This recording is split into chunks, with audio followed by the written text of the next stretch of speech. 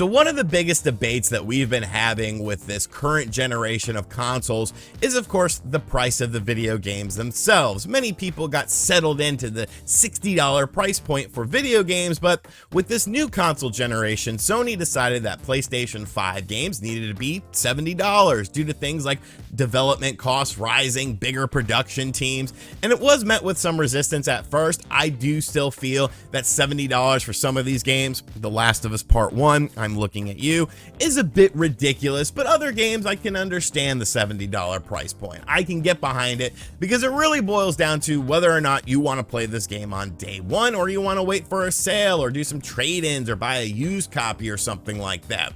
Of course, with Sony seeing success with this $70 price point, other companies were quick to follow the charge. Third-party companies quickly jumped on this bandwagon, solidifying their loyalty to Sony with these $70 price point games that have been infiltrating all sorts of systems since the announcement of these $70 games. Of course, Xbox, they haven't raised their first-party titles to $70 quite yet, but in a recent interview with Phil Spencer, they did say due to things rising within the world and inflation and this, that, or the other, they would have to be looking at potentially raising the cost of some things within the Xbox gaming sphere, and really, it boils down to two things that I feel like they can do without much backlash. I don't think it's going to be a hardware-related thing. I think you raise the price of the software to $70 to get in line with what Sony's doing, and potentially raise the price of Game Pass because it really is a great value, especially when you look at all these games that are potentially coming out in 2023.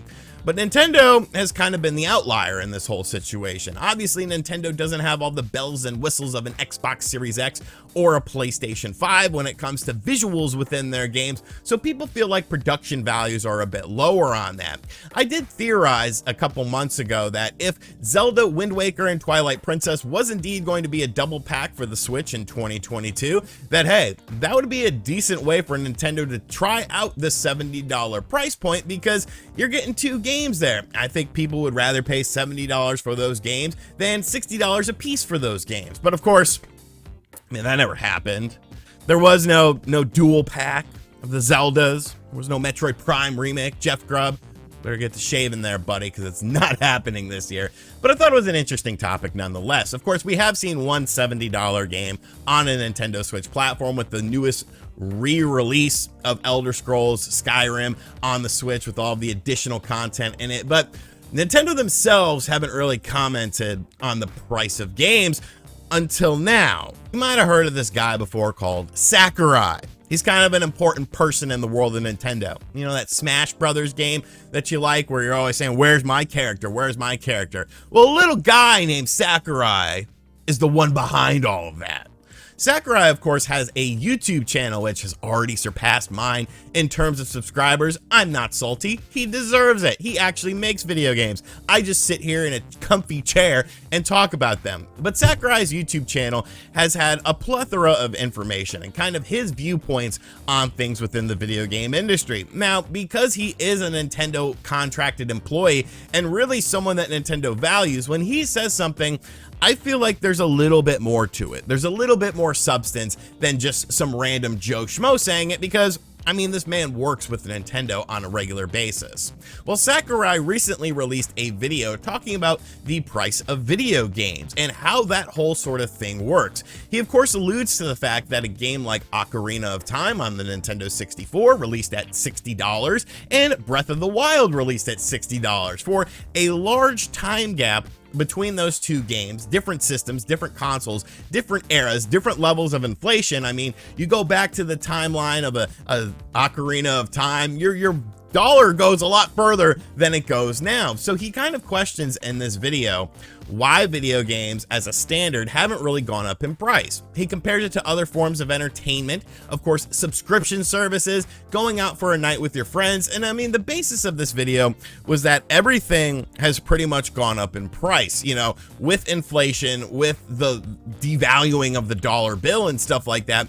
Everything is pretty much raised in price, but video games have been a pretty consistent thing throughout. And he almost feels like the games are too cheap based on the amount of content you get.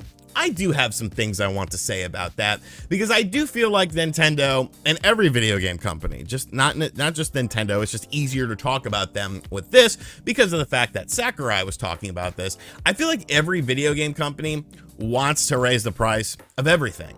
I mean, let's be realistic here. This is a business. What is the point of a business? The point of a business is to provide a product or service that somebody needs or somebody wants, and to make as much money and capitalize on that as you can. It's good to be profitable. You have shareholders. You have people that are putting their investment dollars into your company, hoping for a positive return. And by business booming, you kind of get that positive return going. So when you look at the whole N64 to Switch comparison, you know, video games used to be more expensive at times. You know, $70 video games were actually pretty common. When you look at something like the N64 in the PlayStation 1 era, PlayStation 1 games cost less than Nintendo 64 games did. Now, why is that? Were the PlayStation games more quality? No, it really boiled down to development or production costs on the actual physical media, because you didn't have all these online infrastructures where you could buy stuff and, you know, buy things digitally. When Nintendo was producing these cartridges, the cartridges cost more money than it did to go with a disc-based technology. Discs were already super cheap back then, and so that's why you saw certain video games be more expensive than other video games, even though they came out on the same console. Because of the actual cost to produce them, you had to produce the chips inside of the actual cartridge shell itself in order to make these games run and work on the appropriate system. So it was done out of necessity back then.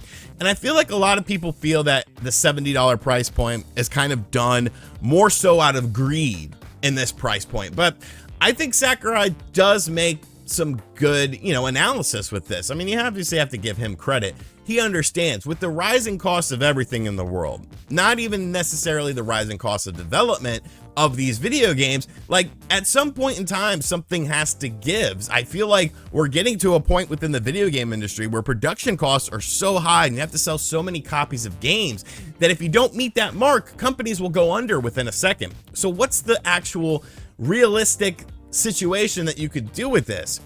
Maybe Nintendo's been right about this the whole time. I can't imagine that most Nintendo related games have the same production costs of these other games that are available on other platforms. You know, when you look at something like a big AAA PlayStation 5 game that has a huge story, hours and hours of dialogue, all these realistic motion captured people, and then you compare it to something like Animal Crossing, which obviously has a bigger budget, which obviously has a bigger goal that they need to meet in order to make these games profitable. You know, I would say a game like Animal Crossing, which of course sold over 30 million. So are we getting to a point with video games where, you know, you're gonna have to raise the cost of everything in order to get into the world of video games, in order to keep up with these huge production costs? Or are we getting to a point where the production costs will be too big and there'll be some sort of, I wouldn't even necessarily say a crash, but a scaling back of titles, maybe more free-to-play titles and these mobile titles that nickel and dime you to death, and they don't feel quite as bad because you're only spending $5 at a time. That $5, of course, will quickly add up over time though. But how does Nintendo position themselves? Because really the whole point of this video is, I find it very strange that Sakurai would make a video about this and basically say that video game prices are too low if there wasn't a reason to be doing that. You know what I'm saying? I feel like there's no coincidences when it comes to the world of video games and the world of business. Sakurai is, of course, a very influential character within Nintendo's hierarchy. So for him to come out and say that video game prices are too low, I feel like it's potentially setting a mindset into play that we might see some $70 Nintendo games in the future. I don't think it would necessarily be this generation, but I think the next generation, it's a real possibility. I'll have a link to Sakurai's video in the description box down below, should you want to go check out the whole thing. It's a very interesting watch. Throw him a subscription as well. I mean, it's good old Sakurai. Who doesn't love him? But it's a very interesting debate.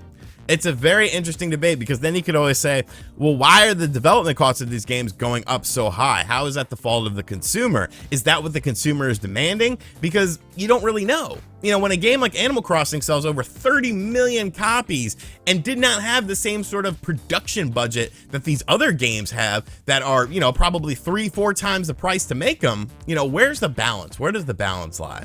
And as always, guys, thank you for checking out this video. My eyes are still watering a bit. I don't know what's going on. I've been using some eye drops. It's been doing better, but I didn't use them this morning. Hence the reason why I'm crying in this video. Damn it. I'm crying. Happy Halloween. And as always, I'll catch you guys on the next video. Later.